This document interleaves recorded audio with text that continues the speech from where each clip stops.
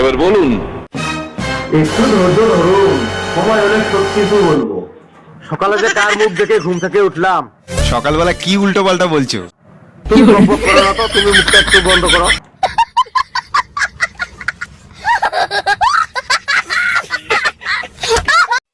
ভগবান, পেটে লাথি মারার জন্য আমারই চুনের মতো পাতলা পেটটাই পছন্দ হলো। সকাল থেকে কি বিড়বিড় করে আসো, চলো তো যাই এখান থেকে।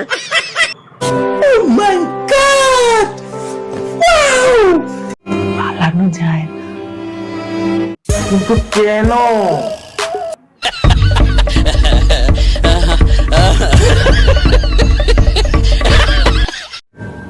পুরো দেবো দুটো দানা, তখন বুঝতে পারবেন মা। আরে যা যা, এসব কথা অন্য কাউকে বলি, আমাকে নয়, ঠিক আছে? যত সব। অনেক হয়েছে তোর ভাট বকা, চল এখন। হ্যাঁ হ্যাঁ, আমি চলে যাবো, এত চেঁচানোর কি আছে?